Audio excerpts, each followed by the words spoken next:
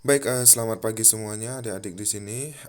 Di sini kakak ingin memberikan informasi terkait dengan pembukaan calon praja dari Institut Pemerintah Dalam Negeri dan di sini sudah ada surat resminya. Di sini kakak akan jelaskan isi dari surat resmi ini dengan nomor 810 garing 684 garing IPDN tentang seleksi penerimaan calon praja Institut Pemerintahan Dalam Negeri tahun 2020. Nah, di sini seperti biasa ada pendahuluannya. Jadi berdasarkan Surat Menteri Pendayagunaan Aparatur Negara dan Reformasi Birokrasi nomor B garing 435 garing M titik SM titik 01 titik 00 garing 2020 tanggal 6 Mei 2020 hal rencana pembukaan pendaftaran dan seleksi sekolah kedinasan tahun 2020. Kementerian Dalam Negeri Republik Indonesia memberikan kesempatan bagi putra-putri warga negara Republik Indonesia untuk mengikuti seleksi penerimaan calon praja Institut Pemerintahan Dalam Negeri tahun 2020 dengan ketentuan sebagai berikut. Nah, jadi di sini ada persyaratan umum ya. Persyaratan umum tentu masih seperti tahun lalu, di mana harus warga negara Indonesia, usia minimal 16 tahun dan maksimal 21 tahun per tanggal 31 Desember 2020. Kemudian tinggi badan pria 160 cm dan wanita 155 cm. Setelah persyaratan umum, tentunya ada persyaratan administrasi yang nantinya akan kalian upload di web dikdin.bkn.go.id. Itu antara lain yaitu berijazah paling rendah SMA atau MA atau lulusan paket C dengan ketentuan nilai rata-rata ijazah yaitu 7. Kemudian untuk nilai rapot dan nilai ujian sekolah lulusan 2017 sampai dengan 2020. Itu juga 7 ya. Kemudian nilai rata-rata ijazah bagi Provinsi Papua dan Provinsi Papua Barat ditetapkan minimal 65 untuk nilai rata-rata rapot dan nilai ujian sekolah lulusan 2017 sampai dengan 2020. Jadi tidak memakai nilai UN, hanya memakai nilai rata-rata rapot serta nilai ujian sekolah. Kemudian KTP elektronik bagi peserta yang berusia 17 tahun dan kartu keluarga bagi yang belum memiliki KTP. Nah, jadi yang belum punya KTP cukup menggunakan kartu keluarga. Kalau udah punya eKTP ya udah pakai eKTP aja. Kemudian bagi yang belum memiliki eKTP ataupun juga KK dapat melampirkan surat keterangan kependudukan atau resi permintaan pembuatan KTP yang ditandatangani oleh pejabat berwenang. Nah, jadi kalian meminta surat keterangan telah melakukan perekaman eKTP bagi yang belum memiliki eKTP dan atau KK. Nah, seperti itu. Kemudian di sini surat keterangan lulus dari kepala sekolah atau pejabat yang berwenang bagi lulusan 2020 atau lulusan tahun ini ya. Kemudian surat keterangan orang asli Papua khusus peserta orang asli Papua yang ditandatangani oleh Kepala Badan Kepegawaian Daerah, Kabupaten atau Kota masing-masing dan mengetahui Ketua atau anggota Majelis Rakyat Papua atau MRP. Kemudian kalian juga harus memiliki email aktif dan siapkan juga pas foto. Nah, di sini ada persyaratan khusus ya. Untuk persyaratan khusus antara lain tidak sedang menjalani atau terancam hukuman pidana karena melakukan kejahatan, tidak bertindik atau memiliki bekas tindik di telinga atau anggota badan untuk pria kecuali karena agama atau adat, kemudian tidak bertato, tidak ada bekas tato, tidak menggunakan kacamata atau lensa kontak, belum pernah menikah, kawin bagi pendaftar wanita, belum pernah hamil atau melahirkan, belum pernah diberhentikan sebagai praja IPDN dan perguruan tinggi lainnya dengan tidak hormat. Apabila pendaftar dinyatakan lulus dan dikukuhkan sebagai praja IPDN, maka pendaftar yang pertama sanggup tidak menikah. Kemudian bersedia diangkat menjadi CPNS dan ditugaskan di seluruh wilayah negara Republik Indonesia. Bersedia ditempatkan pada proses pembelajaran di seluruh kampus IPDN. Bersedia mentaati segala peraturan yang berlaku di IPDN. Bersedia diberhentikan sebagai praja IPDN jika melakukan tindakan kriminal, mengkonsumsi atau menjual belikan narkoba, melakukan perkelahian, pemukulan, pengeroyokan, penyebaran paham radikalisme, dan melakukan tindakan asusila atau penyimpangan seksual. Kemudian, apabila pendaftar terbukti melakukan pemalsuan identitas atau dokumen persyaratan pendaftar di atas, maka pendaftar dinyatakan gugur. Untuk tata cara dan teknis pengisian persyaratan administrasi secara lengkap dapat dipelajari melalui video tutorial pada halaman. Berarti pengisian persyaratan administrasi ada video tutorialnya ya. Nanti kita akan buka bareng-bareng, oke?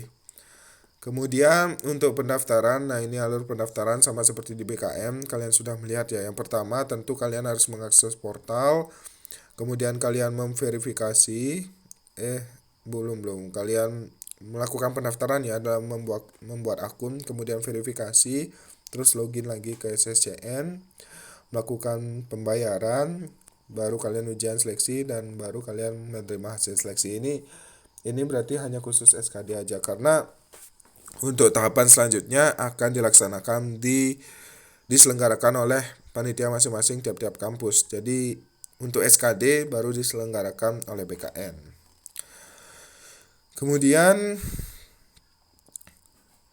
di sini ada petunjuk juga. Setelah kalian melakukan login di Dikdin dan kalian sudah memasukkan nick serta password, kalian harus mengisi biodata sebagai calon peserta. Kemudian kalian mengunggah dokumen scan-scanan antara lain EKTP asli atau fotokopi bagi peserta berusia 17 tahun atau KK yang belum memiliki EKTP dengan format JPG ukuran 200 KB maksimal. Kemudian ijazah asli atau fotokopi legalisir diunggah halaman depan dan belakang dengan format PDF ukuran maksimal 1 MB. Kemudian surat keterangan lulus asli berstempel dari kepala sekolah atau pejabat yang berwenang bagi siswa SMU atau MA tahun ajaran 2019-2020 dengan format PDF ukuran maksimal 1 MB. Kemudian surat keterangan orang asli Papua bagi peserta orang asli Papua yang ditandatangani oleh Kepala Badan Kepegawaian Daerah Kabupaten atau Kota. Ini juga formatnya PDF dengan ukuran maksimal 1 MB. Kemudian pas foto berwarna hitam putih.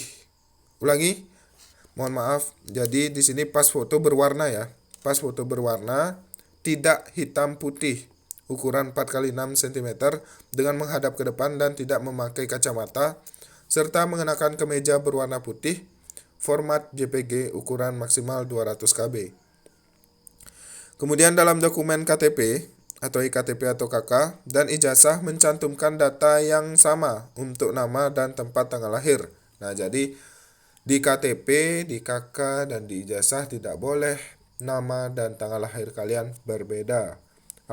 Apabila kalian berbeda, ya kalian harus melampirkan surat salah ya. Kalau bisa sih diperbaiki, kalau misalnya nggak bisa ya lampirkan surat keterangan dan ditandatangani oleh pejabat berwenang, biasanya seperti itu. Kemudian kalian juga nanti akan mencetak bukti registrasi.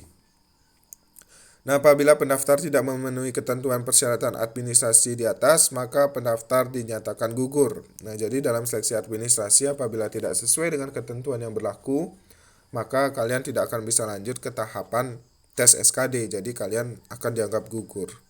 Bukan dianggap lagi, kalian gugur.